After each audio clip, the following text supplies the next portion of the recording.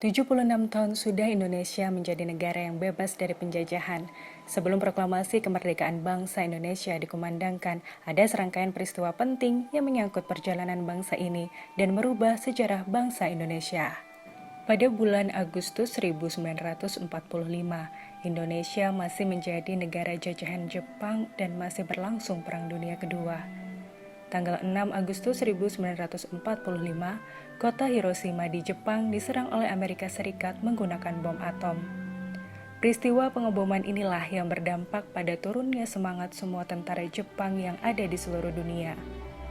Pada tanggal 9 Agustus 1945, bom atom kedua dari Amerika Serikat dijatuhkan di Nagasaki, Jepang. Hasilnya, Jepang akhirnya menyerah pada Amerika dan sekutu. Momen ini dimanfaatkan dengan baik untuk segera memproklamasikan kemerdekaan Indonesia.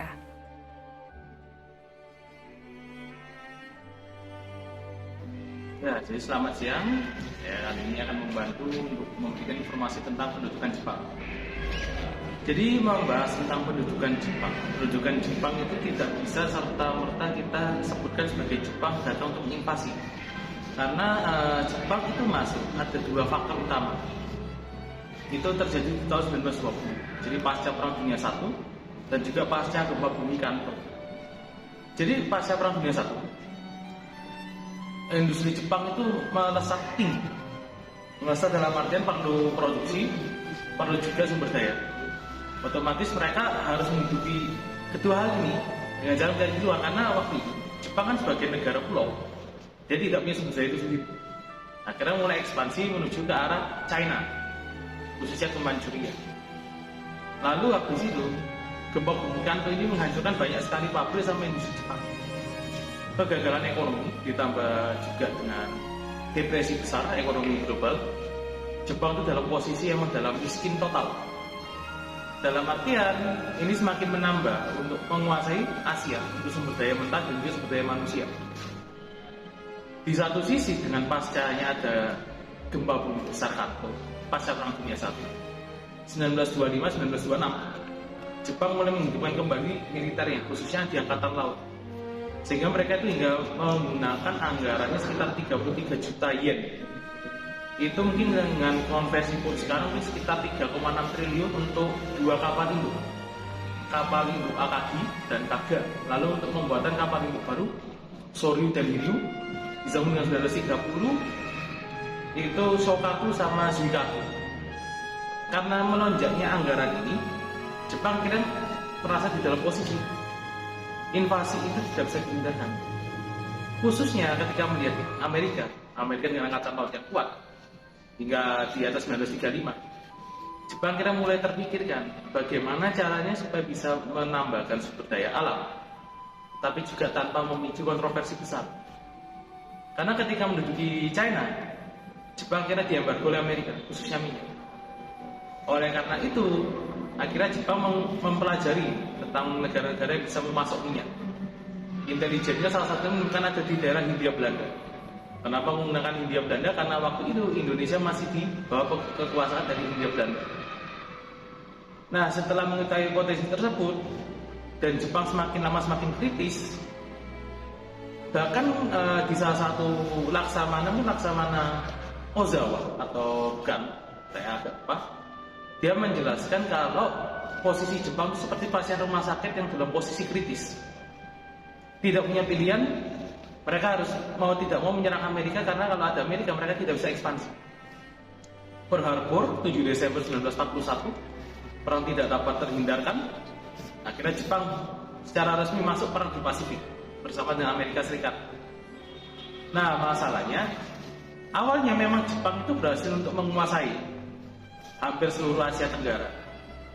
Hingga puncaknya di Indonesia kan ada di Balikpapan dan juga di daerah Jawa Barat. Itu landing awalnya. Lalu pertempuran juga di Laut Jawa, penguasaan kilat angkatan udara, yang membuat Indonesia sudah dalam di posisi tangan Jepang. Yang akhirnya nanti dibagi jadi 3 wilayah yurisdiksi. Yurisdiksinya Rikugun, Kaigun, Kokutai. Rikugun itu angkatan darat, Kaigun angkatan laut, Kokutai angkatan udara.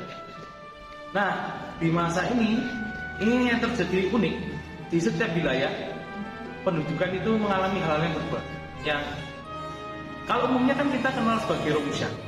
Nah, kalau di dalam studi sejarah, di keilmuan sejarah, tidak semua daerah Romusha itu mendapatkan perlakuan yang seperti di dalam buku sejarah, seperti tidak mendapatkan makanan. Justru ada beberapa daerah yang kering tandus karena Romusha itu mendapatkan makan. Hal ini karena terjadi juga di waktu masa pendudukan Hindia Belanda. Jadi pejabat lokal itu ada yang korup, sehingga dari pemasok makanannya tidak sampai ke rakyat.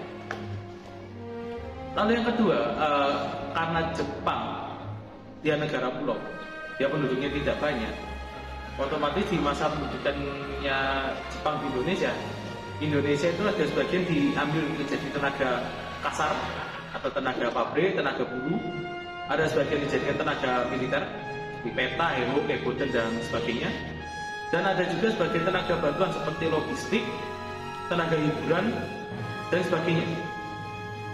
Di dalam posisi ini kan akhirnya Indonesia dalam posisi yang kurang enak. Akhirnya muncul gerakan-gerakan bawah tanah. Tetapi karena gerakan bawah tanah ini dan ada sebagian gerakan-gerakan yang didasari oleh laskarnya agama, akhirnya mulai banyak kejaman Jepang di Indonesia, seperti pembantaian di santren, ada juga pembantaian warga sipil, ada juga yang pemerkosaan massal, yang makan diambil paksa dan sebagainya. Oleh karena itu ketika di masa awal memang Jepang menjanjikannya enak, tapi seiring dengan berkembangnya waktu, tekanan perang dari Amerika Serikat juga, akhirnya Jepang mulai mengeksploitasi kita lebih dari yang sewajarnya. Dengan perlakuan yang tidak wajar ini dan kejahatan kemanusiaan yang ada di mana-mana terjadi, akhirnya Indonesia mulai tersadar untuk bisa merdeka.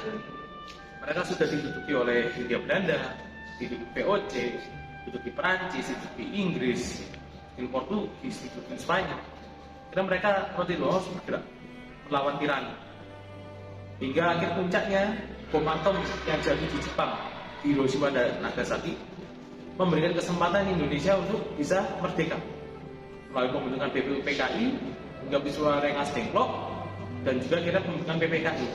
Nah, di mana akhirnya memerdekakan Indonesia secara diplomatis. Walaupun mungkin di waktu penjajahan Jepang mungkin tidak lama, tetapi dampaknya sangat besar karena nanti akan memberikan pelatihan yang bagus, nilai-nilai yang bagus, dan juga perkembangan untuk melawan Belanda waktu agresi militer Belanda 1 dan 2 hingga sekarang. Nah, jadi mungkin itu kisah singkat untuk mengenai pendudukan Jepang. Sekian dari saya, terima kasih.